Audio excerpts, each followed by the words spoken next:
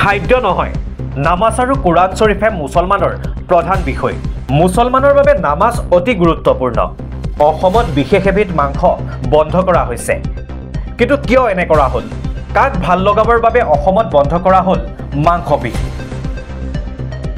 মুখ্যমন্ত্ৰী ডক্টৰ হিমন্ত বিশ্ব শৰ্মাৰ কেবিনেটে গ্ৰহণ কৰা এই সিদ্ধান্তৰ পিছতেই হোটেল, ৰেষ্টুৰেণ্ট, ৰাজহুৱা স্থানত বন্ধ বিশেষ এবিধ মাংস।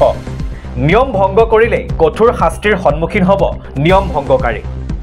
কিন্তু এই বিষয়ক কেন্দ্ৰ কৰি মুছলমান সমাজত সৃষ্টি হৈছে তীব্ৰ প্ৰতিক্ৰিয়াৰ। বিষয়টোক লৈ মাত মাতিছে বিধায়ক অখিল গগৈয়ে। অসম চৰকাৰখন অসভ্য বৰ্বৰ এখন চৰকাৰ।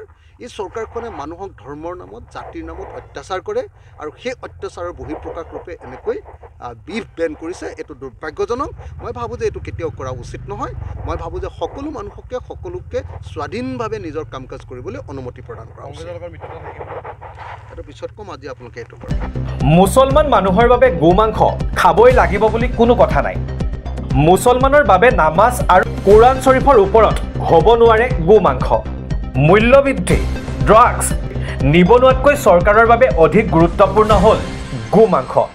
বন্ধ কৰক, কিন্তু সংবিধানে দিয়া অধিকাৰ খৰ্ব নকৰিব। সামাজিক মাধ্যমত অধিবক্তা শ্বাহনৱাজৰ গোমাংসৰ সন্দৰ্ভত এনে মন্তব্য, যি মন্তব্যৰ পাছতেই চৰ্চা লাভ কৰিছে বিষয়টোৱে।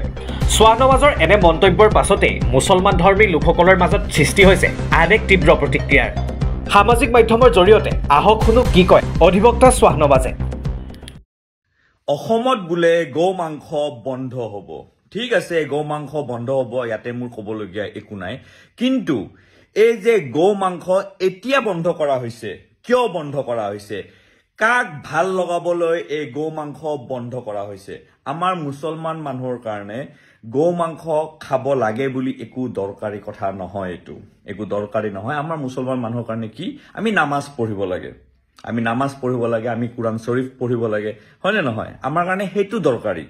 কিন্তু গৌ মাংস কাক ভাল লগাবৰ কাৰণে বন্ধ কৰা হৈছে? অসমত কিমান ড্ৰাগছৰ কেছ চলি আছে।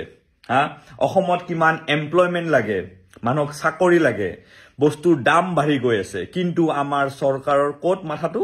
গৌ মাংসত। কৰক, বন্ধ কৰক। কিন্তু আপোনালোকে কি কৰি আছে জানেনে? আমাক কনষ্টিটিউশ্যনে যিটো আমাক ৰাইট দিছে, সেই ৰাইটটো আপোনালোকে ভায়লেট কৰি আছে। কৰি থাকক, চবৰে দিন আহিব। এনেকৈ কিন্তু আপুনি কাকো ভাল লগাই থকা নাই, গম পাইছেনে? কাকো ভাল লগাই থকা নাই। কাৰণ যিসকলৰ মাথা আছে, যিসকলে হিন্দু মুছলিম কৰি ভাল নাপায়, সেইজন মুছলমান হওক বা হিন্দু হওক, যিসকলে কমিউনেল নহয়, যিসকল আপোনালোকৰ নিচিনা কমিউনেল নহয়, তেওঁলোকে কিন্তু এইটো সিদ্ধান্ত ভাল নাপায়। গৌ মাংস আমাৰ কাৰণে একো ইম্পৰ্টেণ্ট নহয়। জয় অসম।